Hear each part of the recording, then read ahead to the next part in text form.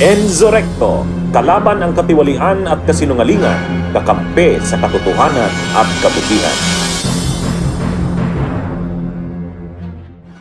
Okay, pag-usapan na natin tong huling nag-live na naman sa Facebook si Alan Peter Cayetano. Nag-online selling na naman. Ano bang mga bago niyang sinabi? O ito mga kabunyog. Ang nakakatawa, sa simula pa lang, sabi ni Cayetano, gagamitin ko ang laban sign. O, ayan. Ayan Sabi niya, gagamitin niya daw ang laban sign. Kaya nakikita nyo dyan, sabi niya ganyan. Sabi niya kasi, katulad daw nila ni Noy noon na lumaban sa diktadura.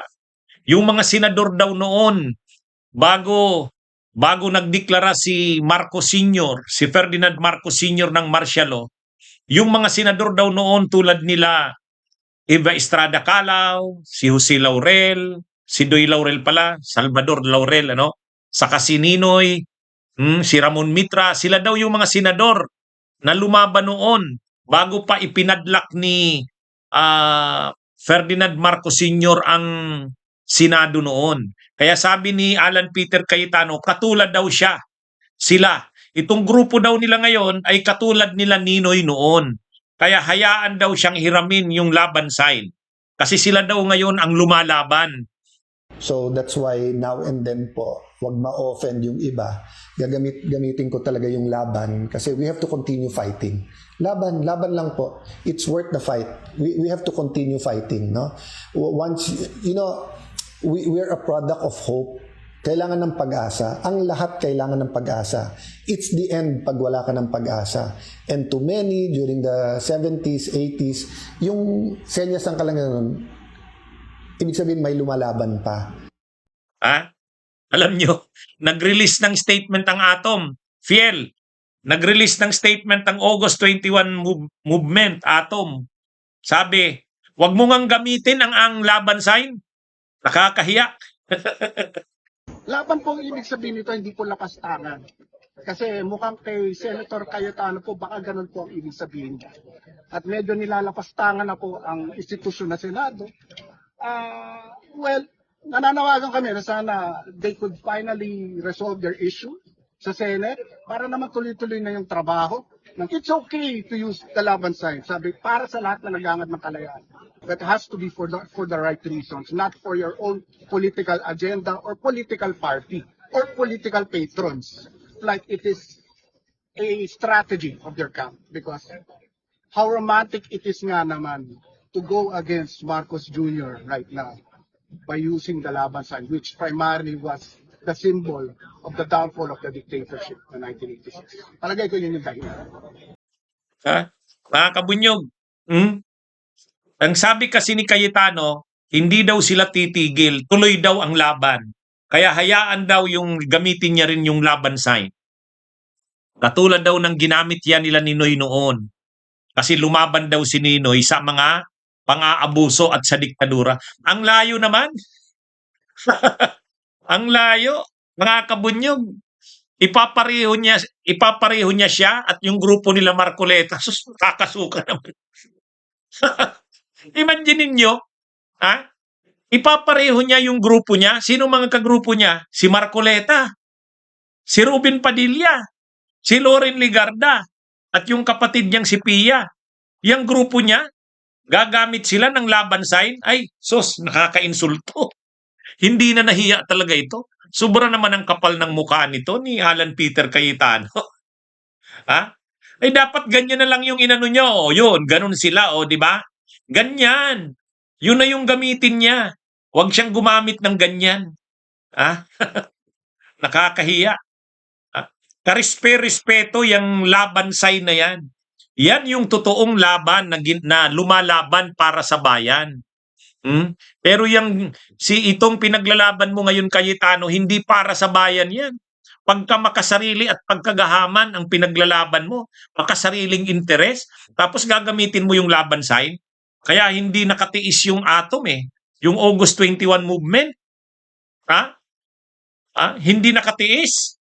Nag-release ng statement ngayon lang ang August 21 movement. Oh, kasi siyempre may nagdadala pa ng atom. Ang alam ko, sila Carl Patrick ang mga nandyan, mga nakakamiting ko madalas yan. Sila Volt Bohol. Saka si yung apo ni Cory, si Kiko D.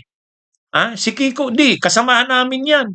Sabi ni Alan Peter Cayetano, sila raw ang tagapagpatuloy ngayon ng laban ni Ninoy. Linalabanan daw nila ang ang pang-aabuso, diktadura, lumalaban daw sila para sa bayan at para sa katotohanan. Kaya hiramin daw nila yung laban sign ni Ninoy. Ay grabe, grabe ito. Imagine niyo mga kabunyog, ang mga binanggit niya, ang ginagawa daw kasi nila ngayon, sabi ni Cayetano, hindi daw sila titigil yung grupo niya. O sinong kagrupo niya? Si Marcoleta, si Padilla, si Amy Marcos, sila Loren Ligarda. Hindi daw sila titigil. Ano man daw ang mangyari, ipaglalaban daw nila ang kanilang cause. May ginamit siyang term. Kasi mayroon daw silang cause. Mayroon daw silang pinaglalaban na kausa. Anong kausang pinaglalaban nila? Ano namang kausang Ay, mga kabunyog, mga kababayan. Matindi itong si Cayetano. Nawawala ng ano na ito? Nasisiraan na ng ulo ito. Unang-una, binabanggit niya, Biblia. Bukang bibig niya, si Lord. Ngayon naman, ang bukang bibig niya naman, laban daw. Ano man daw ang mangyari, laban daw. Hindi daw sila susuko. Kasi ipagpapatuloy daw nila ang nasimulan nila Ninoy. Ang layo, Cayetano. Mula nang sumama ka kay Duterte, hindi ka na nahiya. Ano naman ang pinaglalaban nyo ngayon na may kausa kayo? Ang kausa ninyo para kay Sara, para kay Duterte. Pagkagahaman mo sa pwesto, kapituko ka pa rin. Ayaw na sa inyo ng mga kasamahan nyo. Outnumbered na kayo. Kahit yung iba-ibang mga ahensya ng gobyerno, hindi na kayo ang kinikilala. Kahit yung mga deans ng mga law schools, mayroon ng mga linabas na statements na valid, legal, lawful yung naging session ng Senado noong June 3. At hindi ka na ang leader ng Senado. Hindi ka pa rin nahihiya niya. Di ba? Ang tindi nito, mga kabunyog, mga kababayan. Hindi, pinanood ko talaga, tsinagaan ko para ma-share ko sa inyo kung ano ang sinabi niya. Sabi ni Cayetano, hayaan daw siya na hiramin yung laban sign ni Ninoy kasi pinagpapatuloy daw nila ang laban ni Ninoy. Kung sila Ninoy daw nung nasa Senado sila ay pinaglaban nila ang katotohanan, pinaglaban daw nila Ninoy ang kalayaan ng bayan at linabanan daw nila ang diktadura ni Marcos noon, ngayon na naman daw sila naman ang magpapatuloy ng laban na yan. Ang problema, sinong sila? Sila nila Marcoleta? Ay Huwag nyo nga, gamitin nyo na lang, Cayetano, gamitin nyo na lang yung ganito, Ganyan naman kayo, yan naman yung pinaglalaban nyo. Interest ni Sara, interest ni Duterte, interest ninyo. Yun, gamitin nyo yan. Kaya galit na galit yung ATOM ngayon, yung August 21 movement, naglabas ng statement. Tama yon. Sa mga kasamahan natin sa August 21 movement, kilala ko naman ang mga nandyan. Sila Carl Patrick, sila Volt Bohol. I-guest ko nga si Volt Bohol, saka sila Carl Patrick. Para, matindi ito mga kabunyog. Para lang palabasin na kunwari nasa side sila ng kabutihan, nasa side sila ng para sa bayan. Nag-live kahapon yung live na yan ni Cayetano. Ito na Group blasts Cayetano over Ninoy comparison. Ayan. Talagang galit yung August 21 movement. Wag daw ipapareho ni Cayetano ang sarili niya kay Ninoy. Ang layo at eksaktong kabaliktaran. Walang hiya na ito Walang hiya na itong si Cayetano. Grabe. Ay, kaya, ano yan? Ayaw ko nang i-play sa inyo yung Ayaw ko na. Ako na lang nanood. Pero, ano yan, hayaan nyo. Yung aking mga staff, sabi ko, i-download nyo nga. Download nyo. Ako kasi ayaw kong mag-download eh. Anyway, so mga kabunyog, okay mga kabunyog, mga kababayan, magandang araw sa inyong lahat. Mabuhay po tayo.